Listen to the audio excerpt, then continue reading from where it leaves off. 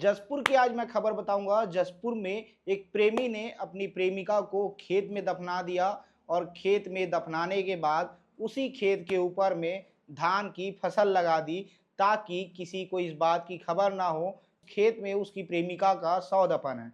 ये मामला क्यों हुआ, कैसे हुआ, ये पूरी कहानी बताऊंगा। पहले आपको बता दूं कि पूरा मामला जसपुर जिले का है।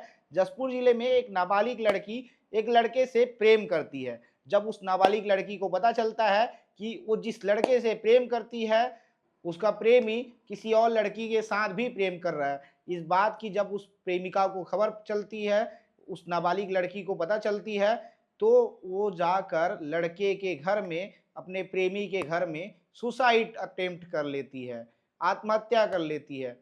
जैसे ही लड़के को इस बात की भनक लगती है कि लड़की उसी लड़के के घर में आके सुसाइड अटेम्प्ट कर ली है, उसके बाद लड़का हरकत में आता है।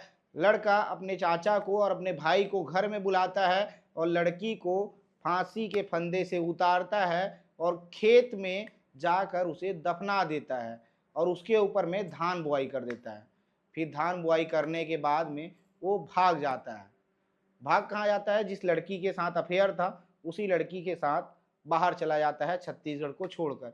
इस मामले की खुलासा तब हुई जब लड़की वाले, लड़की के घर वाले लड़की का पूछताछ कर रहे थे, खोजबीन कर रहे थे। दरअसल 6 अगस्त 2024 को लड़की अपने जीजा के घर आई हुई थी। जीजा के घर आई हुई थी तब वो अपनी सहेली के घर चली गई। घर में बिना बताए, जीजा को बिना बताए सहेली के घर चली गई। उसके बाद जीजा ने संपर्क करना चाहा, जीजा ने सहेली के घर में बात की, बातचीत हुई तो लड़की बताई कि मैं अपने सहेली के घर रुकी हुई हूँ। ये पूरी बातचीत हो जाती है, घर वाले भी संतुष्ट हो जाते हैं कि जो लड़की है अपनी सहेली के घर रुकी हुई है।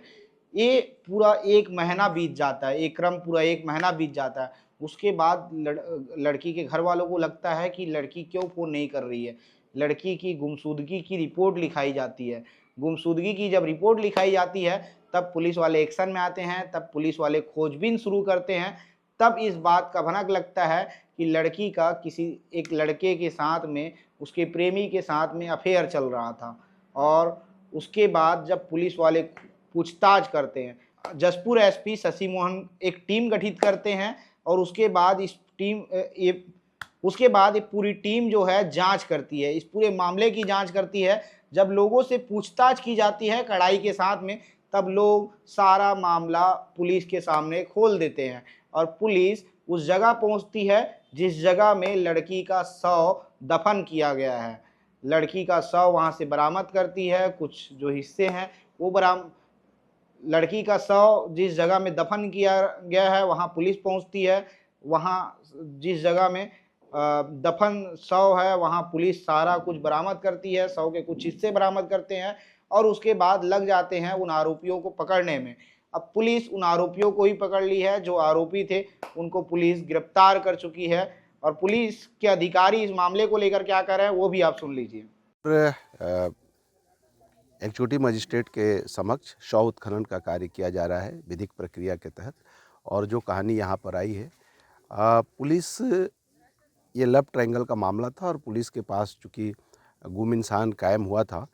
ये पूरी कहानी है।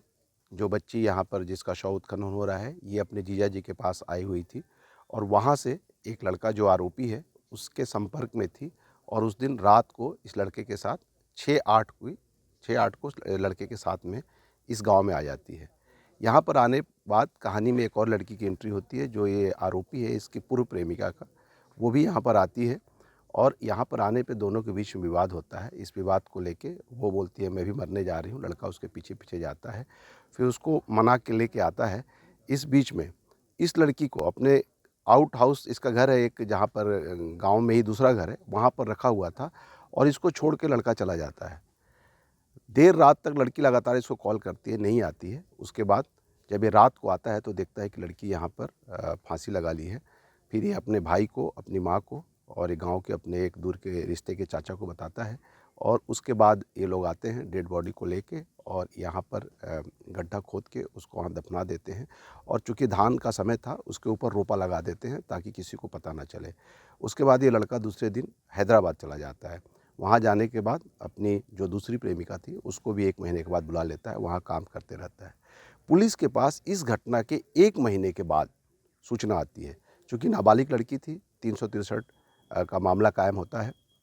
उसके बाद पुलिस अपनी जांच शुरू करती है और लड़का अपना सभी मोबाइल वगैरह बंद करके हैदराबाद में था। घर से भी बहुत सहयोग नहीं मिल रहा था, लेकिन हम लोगों ने अंततः लड़के को ढूंढ निकाला। वहाँ पर ये पुलिस को गुमराह किया कि लड़की से हमारा सिर्फ परिचय था और उस दिन वो बस में बैठ के अंबिकापुर चली गई थी।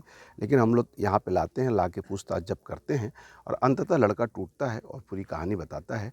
अभी हम लोग यहाँ पर शव उत्खनन कर रहे हैं। प्रथम दृष्टया ये इसके बताए हिसाब से ये आत्महत्या का मामला है, लेकिन इन्वेस्टिगेशन ओपन है। हो सकता है कि आगे के इन्वेस्टिगेशन में कोई और बात सामने आए, फिर उसके हिसाब से हम आगे कार्रवाई करेंगे।